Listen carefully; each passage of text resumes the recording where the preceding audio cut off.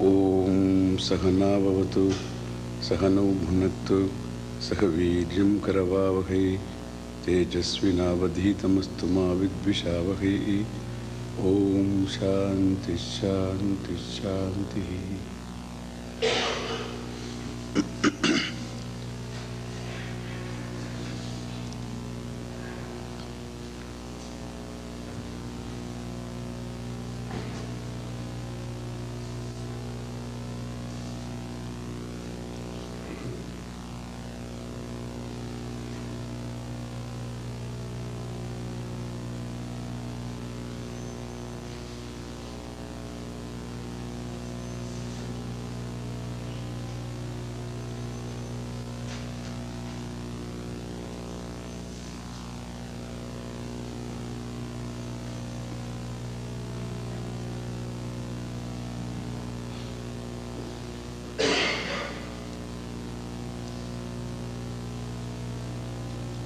The natural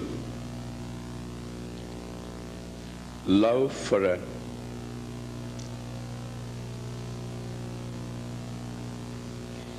an object other than you, love towards an object other than you,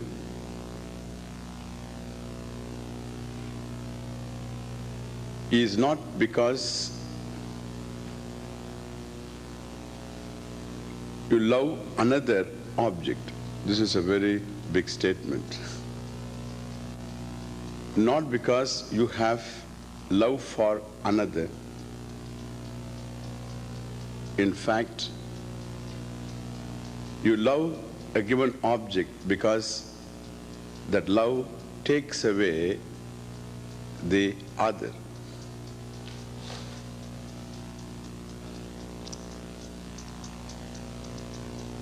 Nobody loves another object.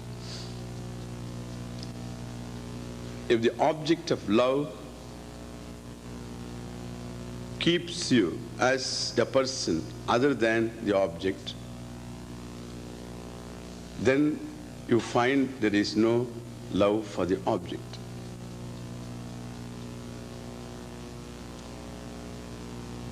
In a relationship,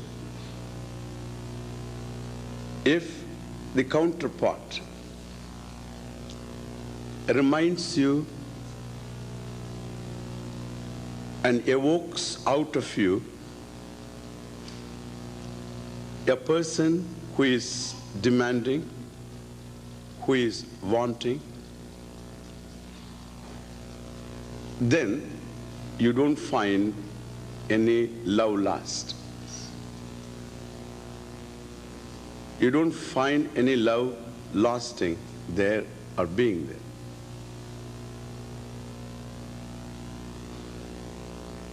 If the counterpart of your love doesn't evoke in you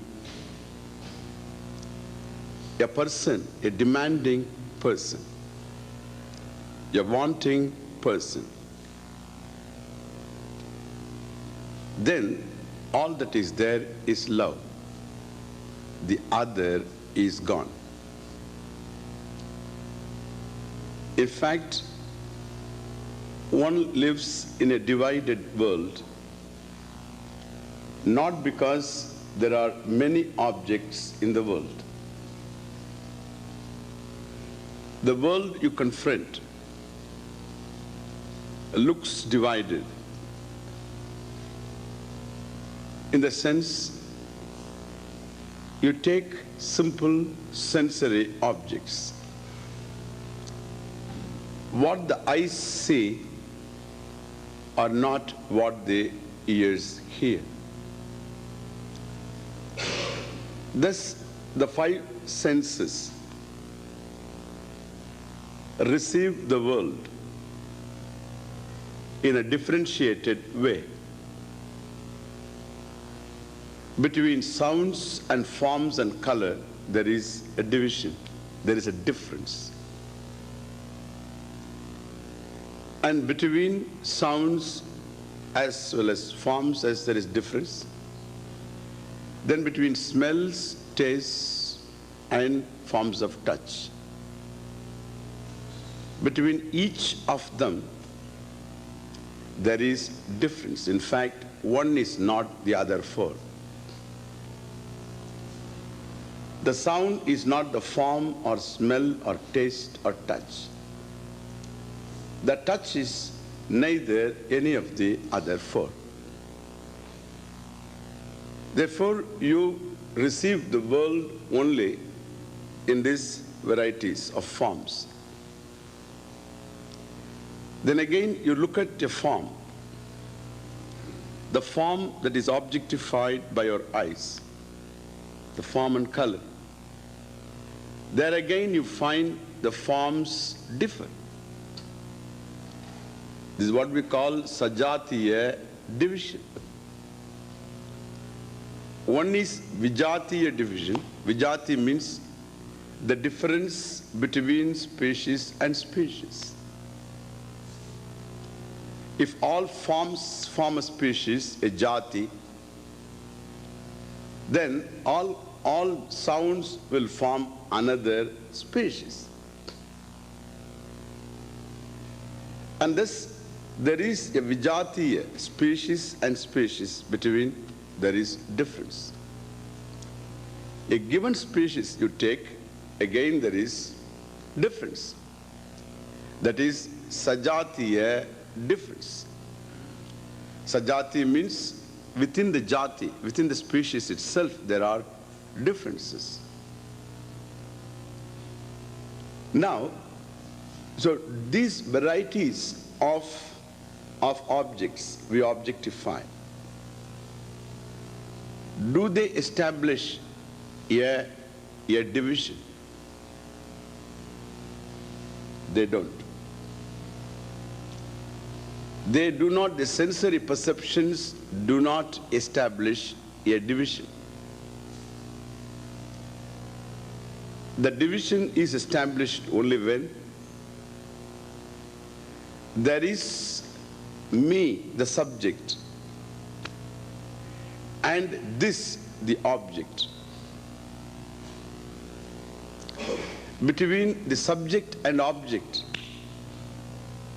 there is a division. And this division is a division born of isolation. The object isolates me.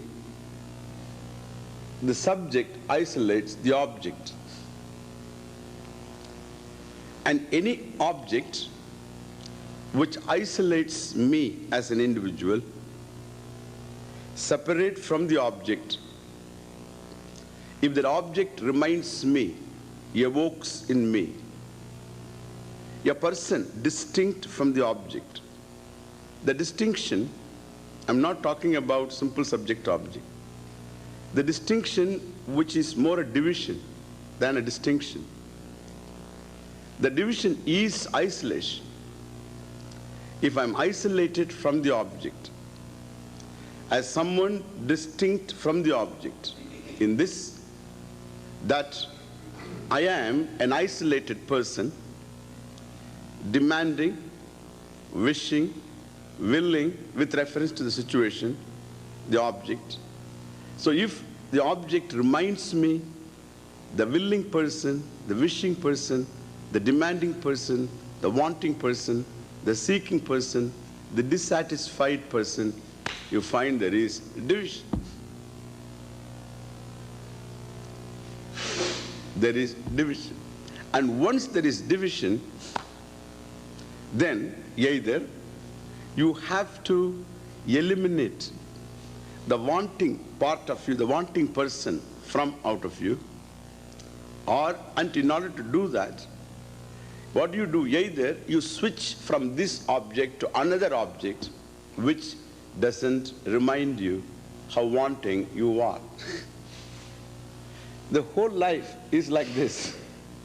We always move away from the object which reminds me how wanting I am, how willing I am, how what you call dissatisfied I am, inadequate I am.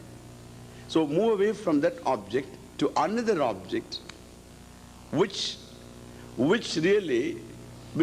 does not make me feel isolated, make me feel a person who is wanting, who is dissatisfied. And therefore we move away from an object of dislike to an object of like. Either we do this, because the object of like, what does it do? It doesn't evoke in me the dissatisfied me, the wanting me. The object somehow, we'll see the logic later, somehow is able to please me for the time being and brings out of me the pleased being. If it is out of me, it's got any meaning. It makes me see myself, the pleased person, the self-pleased person, and I love that self-pleased person. Therefore, nobody really loves another object. When there is another, there is no love there. Another brings about a self-isolation, and it makes me a seeker. And when I find there is an object which pleases me, then that object doesn't make me a seeker. It helps me cease seeking for the time being. Therefore, I love that object. It's very natural. Love is not an action. It is not a verb. If it is a verb, you always fall. You always, I love you means you fall in love. If it is an action, it is always a problem. If it is a verb. In language, you use the word love as a verb. And that is, linguistically, anything is possible. But whether there is such a verb as love, suppose I ask one of you, please get up and take this flower from me. Nobody got up. Before you get up, let me finish that, okay? Nobody got up. Why? Because getting up and getting this flower from me is an action. It is based on your will, sweet will. You can get up, you need not get up. You exercised your will. You decided not to get up. The Swami is only kidding. And therefore, I am not going to get up. You decided not to get up because getting up is definitely will-based action. When it is will-based action, you are going to exercise your will either to go as you are asked to do, or you can go against it, and you went against it. But suppose I ask you, please love this object. What can you do about it? If love is a verb, like you wear your hat and doff your hat and don your hat, you can also do the same thing. You love, you decide to love, you love, and you decide not to love, you withdraw. The problem with love is that you don't know what to do with that. It's something is or is not. It is something you discover. Therefore, it is always a noun. It is never a verb. Love is never a verb. It's always a noun. Understand that. You think over that. We will have enough time to think over it. So, it is always a noun. It is never a verb.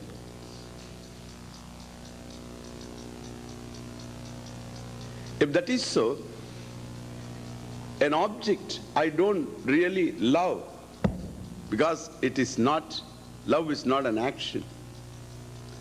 An object evokes love.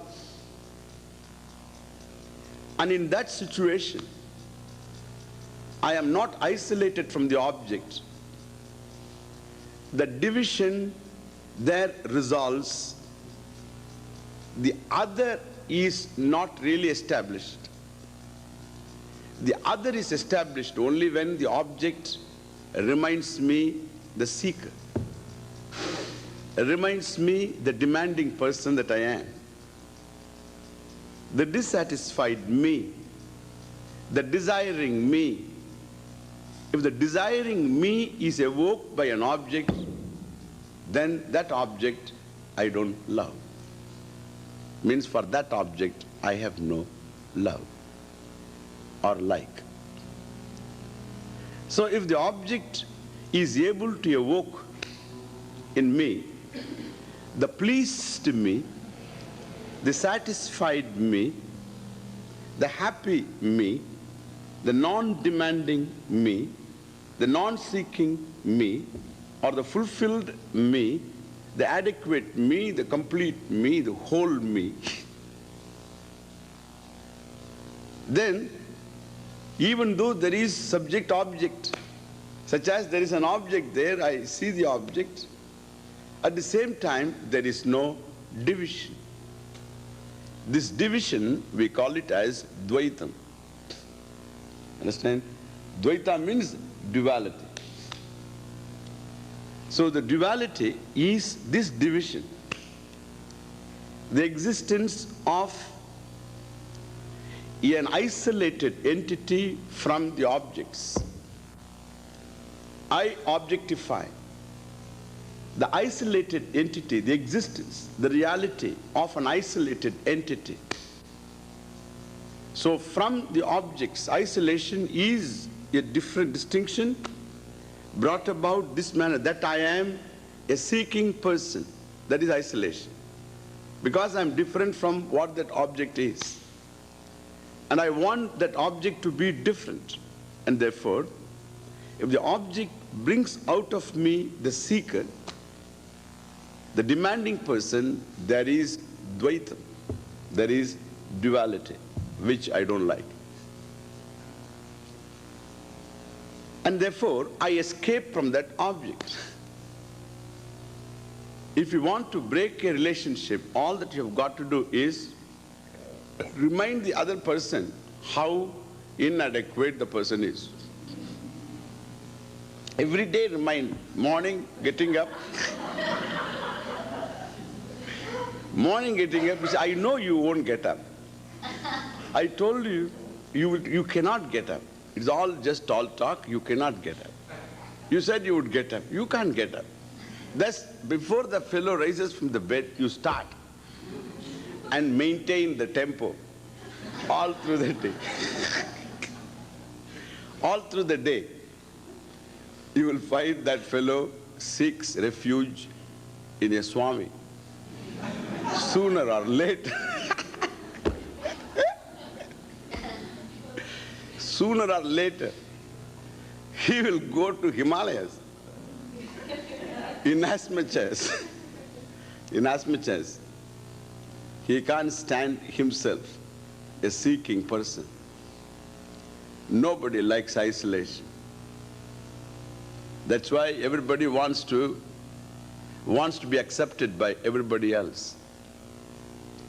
In that acceptance, he finds himself accepted. He swallows the isolation. So the devouring of isolation is what exactly our attempt in life all the time. And this, either I just escape from the object that reminds me, the isolated being, either I escape or I try to fix up. I try to fix up the object so that it will not isolate me. Because part of me likes the object. The other part doesn't like. This is where the love becomes a pain on your neck. Because part of you is pleased. The other part is not pleased. So it's not that easy to get away from the object to another. Because it is not just one object and another object, because a part of you is involved in the object. If you move away, a part is left behind. You are not the whole. And therefore, you can never move away from it without being hurt. And so what you do? You try to fix up the other part. In the process, the other part, your other part, the demanding part, the other person wants to fix up. Okay? This is where the rub comes in. When you want the other to change so that you would be pleased, the other thinks, why not you? Why should I change? Why not you? Well, after all, both can change. When you are dissatisfied with the other is definitely dissatisfied with you. The very fact you want the other person to change. And so the other person also can make a demand on you and say, you better change for a change. I have been changing all the time. Why not a change on your part? Well, so this is exactly what's going on in daily life. And this, if either you try to change the situation so that you will discover again absence of isolation. And therefore, all your lifetime, the struggle is only to erase, obliterate this division, the division of seeker-sought. The seeker-sought division is called Dvaitam. It is not subject-object, is Dvaitam. Dvaitam means duality. And therefore, as long as the seeker-sought division is there, you can't be at home with yourself. That is the reason why, when you desire an object, if the desire is something very real, in the sense, the fulfillment of this desire is an important thing for you, then your attempt will be only to fulfill the desire, to get the object, whichever form the desire is, to possess it, or to own it, or to conquer it, or to experience it. So whatever is the nature of desire, in the fulfillment of desire alone, you can feel at home with yourself. And therefore, as long as the desired is there, so there is a seeker-sought division. Desired division. The demanding and demanded division. When that division is there, there is Dvaitam, there is duality. You don't like it. You have to fulfill the desire. Or you have to grow out of desire.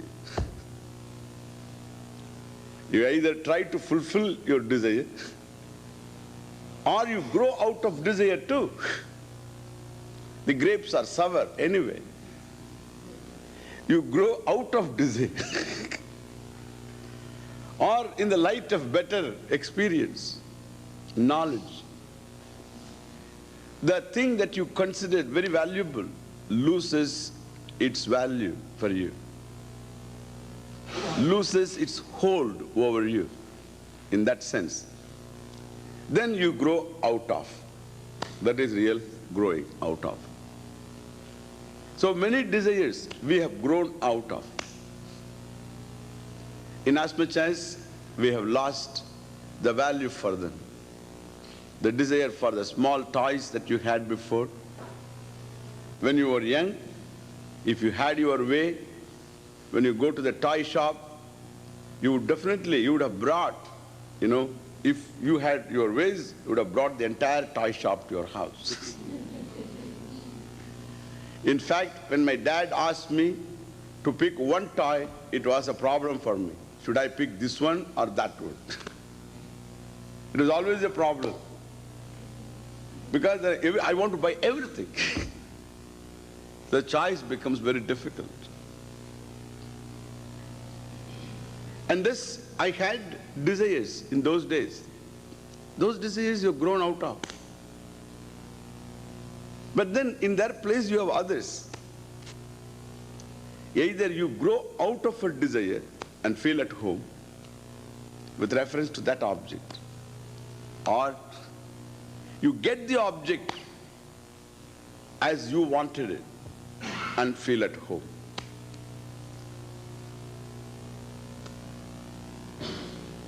And therefore, as long as this dvaitam, this duality is there, there is no at-homeness. You can never feel at home with yourself. And so,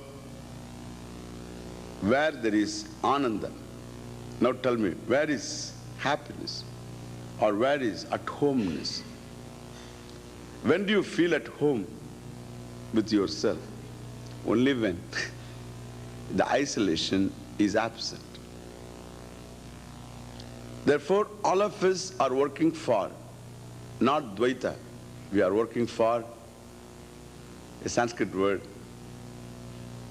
Advaita. Advaita means absence of Dvaita. Total absence of Dvaita.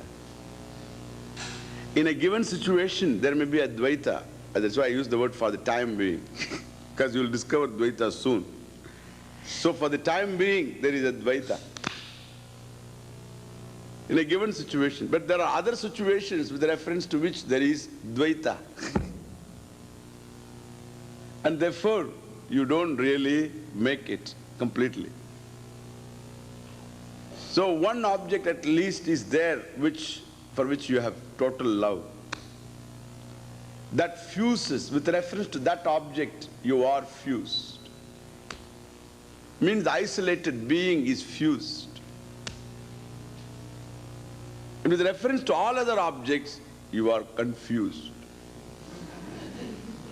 And now you have to, is there such a fusion? Is there such a fusion wherein I never stand isolated with reference to what I see, what I hear, what I smell, what I taste, what I touch, what I infer, what I presume, with reference to everything? Is there a fusion possible?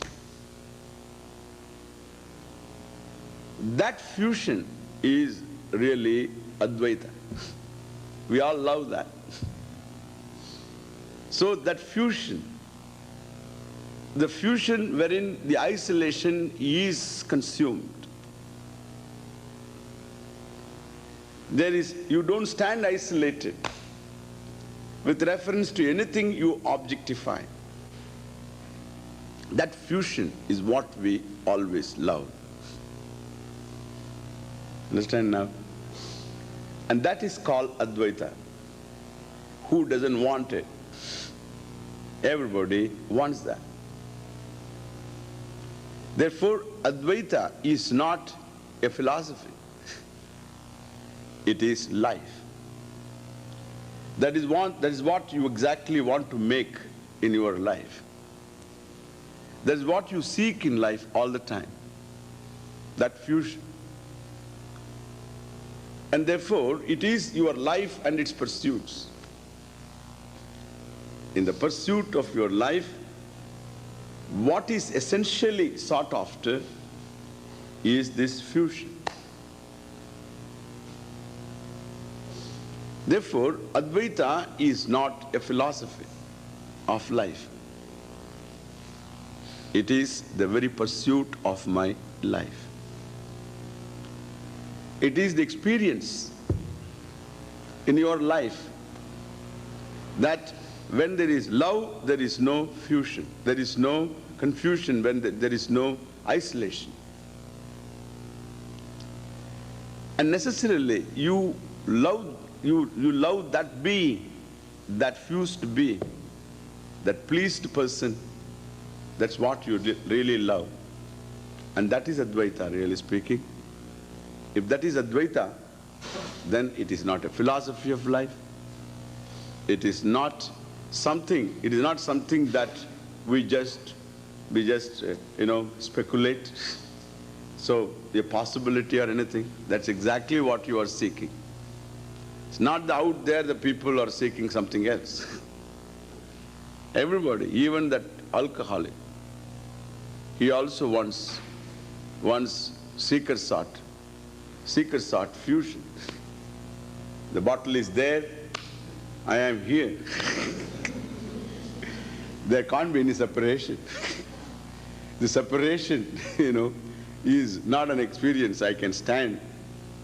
And therefore, the bottle and me should become one. It is the same. It is in that confluence of the two merging into one, you find there is joy. There is Ananda. It's what we call Ananda. Now, in the vision of this teaching, as we will see, there is no division. The isolation is purely your creation. The perception doesn't create isolation. The senses do not isolate you from the object. The senses bring to you only objects. They are not telling you, so thus I am bringing this object so that you can stand isolated to it. They don't interpret. The senses do not interpret. The senses purely bring knowledge. They objectify the world. The ears objectify the sounds, as the eyes objectify the colors and forms. And they don't really tell you, therefore you are different from us. They don't tell. The sense objects don't tell that. Much less the senses make any statement like that. Much less the mind that objectifies, the mind that is involved in any objectification. After all, when you see me, I become loaded in your mind. Means in your thought, I am Aruda. That's why I use the word loaded. So I become the object in your thought. And therefore, neither your thought tells, that thought only does exactly what the eyes, they go together in fact. So the thought doesn't tell that I am isolated from you. The thought doesn't make any statement. Nor the I which objectifies me, that is you that objectifies me, the object. It doesn't tell that you are isolated from me. It doesn't tell. Then something else tells that. Something else in the mind, that is a conclusion. That is an interpretation. And therefore, it is not, your experience doesn't go against Advaita. Your experience doesn't go against Advaita, your thinking goes against Advaita. Your so-called interpretation goes against Advaita.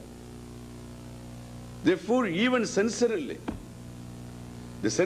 what you experience is it only experiences, it only tells you the varieties. The sensory experience tells you varieties of experiences, objects of them. But they don't tell that you are isolated from every experience. It doesn't tell. In fact, every time you see something, hear something, all that is there is an experience. Where there is subject-object, we accept that. And therefore, there is distinction between isolation between the subject and object is your conclusion, sir. Which conclusion is resolved in an object which you love. And therefore, so it's only an interpretation. If that is a fact, when you love an object, there should be no isolation. There should be there should be isolation. If isolation is a fact, then even when you love an object, the isolation must be there. But there is absence of isolation. Every experience is a dyad, no doubt. A dyad means there are two factors. One is you, the other is the object. But that doesn't establish an isolated duality, a divided duality. It only establishes the fact that there is subject-object. But it doesn't say one is different from the other. That is the conclusion. That the subject-object is different from the other is your funny conclusion. Which conclusion you just forget for the time being when you love an object. And that experience you love.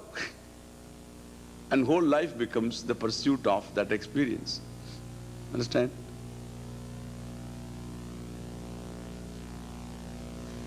I will be a very sore experience to you if I start from the morning, so how useless you are. I start, you are like this, you are like that, and I can always tell. It's not very difficult to tell. So you can always tell, and you'll find I can throw the hats. In fact, it will fit in every head. And so you can always tell. It's very easy. And if I keep on telling, then only some idiots will hang on. And there are a lot of idiots in the world. They will say, Swami is very, very practical. He tells me all the time. And because when I tell you, immediately you think that when I point out your inadequacies, you think Swami knows.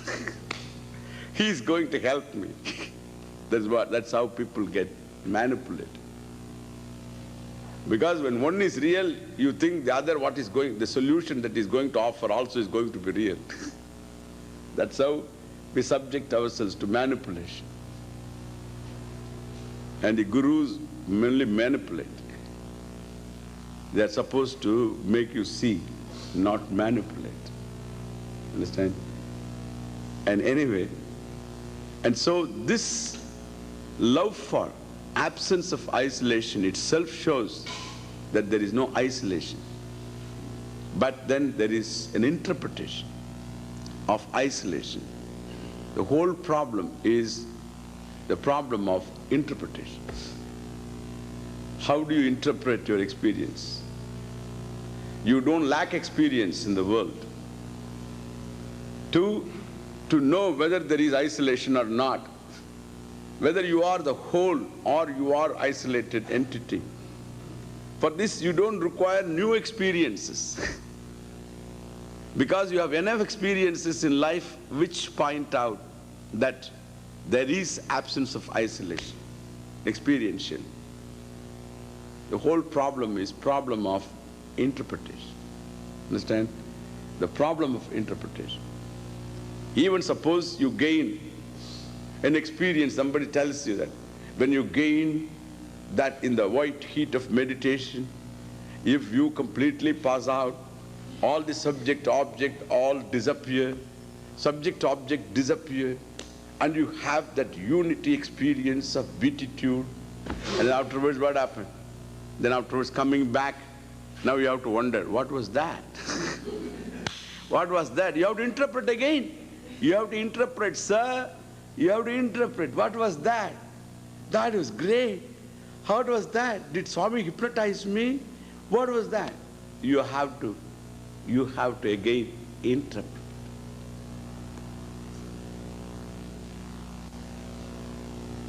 And therefore, the whole problem is problem of interpretation. How do you interpret?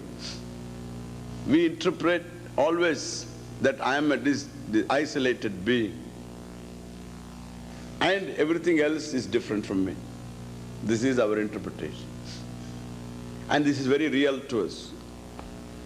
In the vision of the teaching, that is not real. That is your funny interpretation.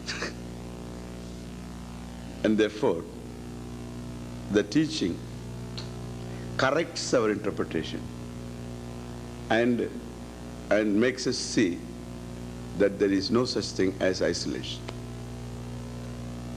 And that is what is called Advaita. Okay? That is Advaita. Now the text that I have chosen here is called Advaita Makaranda. Makaranda means, can be fragrance. The pollen is called Makaranda. In a flower, the pollen is called Makaranda. Or the nectar, the honey of Advaita. You know, you generally, so when you call someone honey, that means Madhuvat Ishtatvat honey. That's why you call your wife or husband or child whom you love honey. But sometimes this honey turns bitter, I don't know how. But that honey is different. This honey is Madhuvat Ishtatvat Madhuhu iti. How a honey, there is no one who hates honey in the world. Everyone loves honey. That's why whom you love you call honey. And so Madhuvat Ishtatvat. Nobody can say, I can't stand honey. Nobody says that. Nobody says that. Really, it is something you should know. Nobody really hates honey. One may not care for honey, but nobody hates honey.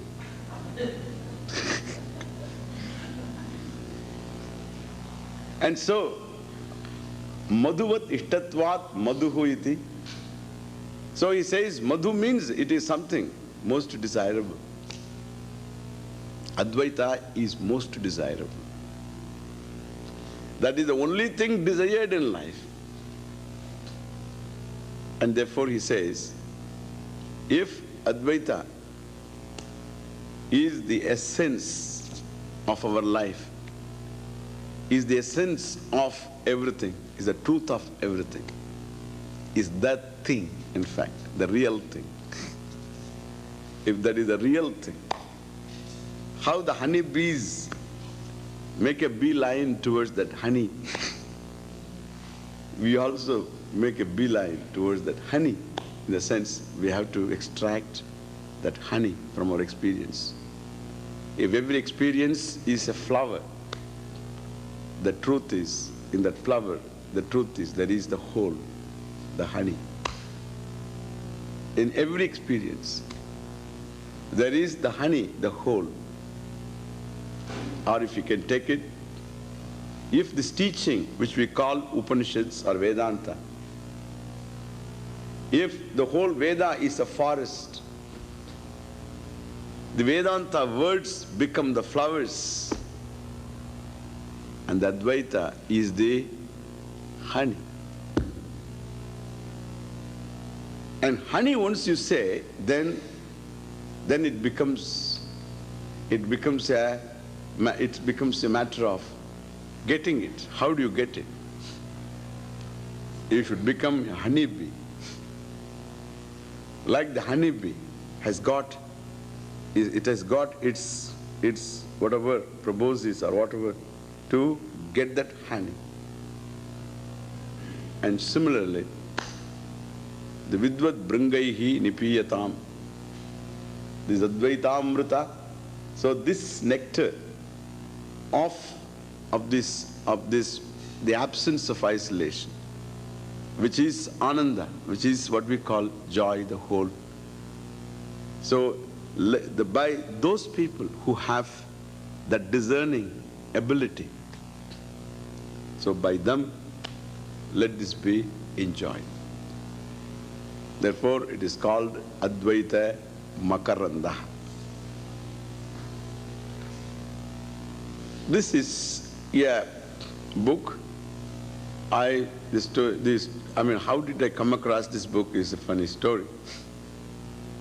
Once when I was in Rishikesh, Rishikesh is a place where sadhus live like me, a lot of people are there. And so one day I was living there on the Ganges, and once I went to another place called Haridwar, about 15 miles away from Rishikesh. I wanted to buy some books, and went to this bookshop where you can get Sanskrit books. Old Sanskrit books this fellow used to have. And I found right in front of me, just he had displayed some books and small booklets, various books. And I was waiting for him to bring the book that I wanted. He went inside and he was trying to find out the book. And here, right in front of me, was an old book, Advaita Makaranda. The title was there very clear. It's a very old book. If you touch it, the pages become powder. So old. So I saw this book. Then this is the book. I mean, this is the copy of the book. So this kind of book. This is, of course, this is double size. This book, I saw a book there, Advaita Makaranda. I never seen a title like that before. So I said, oh, Advaita Makaranda, what is this? Because that's my topic anyway. So I was interested and I thought, what is this book? I read the first verse, which is very beautiful.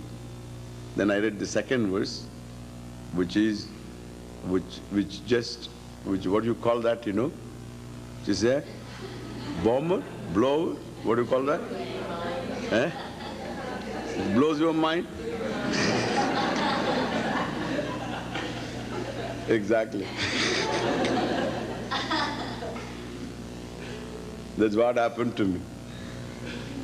I said, my God, so well said, so clearly said, and so briefly said.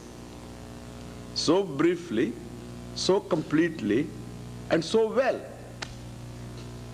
I thought, my God, if the first verse is like this, what's going to be the second verse? Then the other verse, I found, I may as well standing there reading there, one after the other. Then of course, I bought the book. The first thing I do with this kind of books, you know, is to teach the book. That's how I always learn. So I study my book, not learn, I study my book by teaching the book. Because that gives you a chance to study. And so, you know the subject matter anyway, and therefore, I taught the book to the few fellows who are we always have some students anyway. So I taught them, and I found this is one of those gems, very small, 28 verses, nothing more.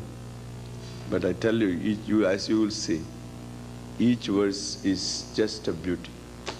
In fact, all that he has to say, he says in the second verse, and every other verse is to prove what he said in the second verse. First verse is a prayer. The second verse, what it says there, he makes a statement with a hetu.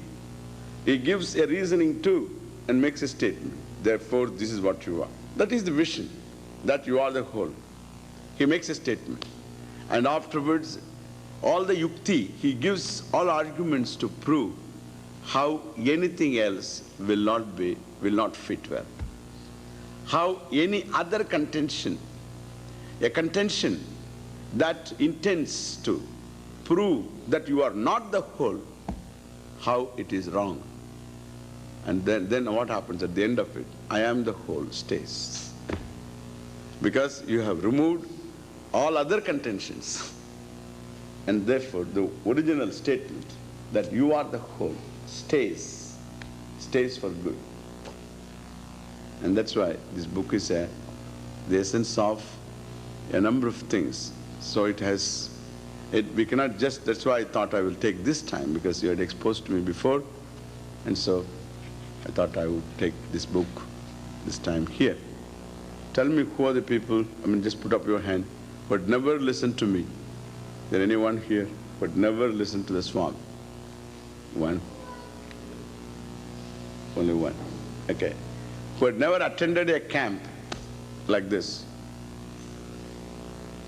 1, 2, 3, 4, 5, 6, 7, 8, 9, 10, 11, 12, 13, 14. Okay. Just keep your hands up high. I would like to see you all, okay? I'll keep you in my mind, okay? Okay. Good. No problem, okay. That's good. You will not, you see, in this I will not make any statement which I will not back up, okay? Suppose you find a statement is made, a word is used, and if it happens to be in Sanskrit, so it's a Sanskrit word, so don't think that Swami is using a Sanskrit word. At that time, you just learn to listen. You just leave it alone, and you will find I come up with English. And don't think that you have missed something there, because I don't miss anything. And you do not know whether you have missed it or not. Why? Because Sanskrit is Sanskrit, English is English. Whether the Sanskrit and this English are connected, you don't know. You don't know whether I've said. But I will say, if I make a statement in Sanskrit, it is for my own satisfaction, okay? So I first straighten in my head in Sanskrit. Then afterwards, I make the statement. And there are some students here who studied with me and who know Sanskrit. For them, I may make a statement now and then. I'm not going to do that. I mean, more often, I mean, as often as when my students would ask me to think, I mean, to do, but then I may here and there just mention. And so don't feel threatened, okay? So I will back up. Whatever I say, I will back up with the arguments, with the teaching, with unfoldment. And so even the newcomers need not be afraid. Our olders, our older devotees. So, well, for them, it will be easy, I suppose, easier. In the sense since they have listened to, so they will see now, oh, this is what it is. I never thought so. So you will find that you discover more depth and more understanding. The same thing, you will find it becomes clear. It's an amazing teaching, this is. Every time it is clear to you when it is told. Next time when you come, it is clearer to you. And next time you come, always you think it is now clear. Next time when you come, oh, it is now clear. And therefore, there is a truth about this. Because it's a clarity.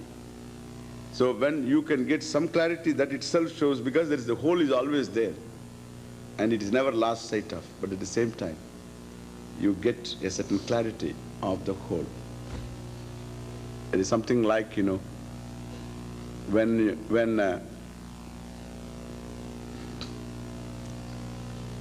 when you take a photograph in a Polaroid camera, this one you click and then it comes out. And then first there is nothing, okay? That is the first exposure. There is nothing. It's all black. Then you go on looking at it. This is what they call the first listening. Nothing happens. Nothing happens. But something is happening there. You don't know whether something is happening, but something happening. Because you are exposed. You are exposed to light. And there is a fact there. So something is happening. But it's all there. It's not very clear. Then you find some color, some form, some outline. There is something. Now you find, oh, then you find the Swami. Then you find, oh, that's the Swami. But then you don't see the Swami all, So you see a little bit of Swami. But then you see, you can't mistake. You see the whole, the Swami, the whole. But this is the Swami. This is the tree. So this is this. Oh, it's all very clear to you. This is tree. There is no mistaking. Tree is tree. Swami is Swami. It's all the background, everything you see. But still, you don't see all of it. Then you wait, and you wait, and you wait, and you find it becomes clearer and clearer and clearer. That is the clarity. It's a good example. Shankara didn't have this Polaroid camera. So I am better off, I tell you. So that is why my job is a lot more easy than Shankara's. because he didn't have all this power, he didn't have all these things, and so he had to say something else. So clear, you'll say a cloudy sky. So you don't see the stars. You look at the stars, you find haze.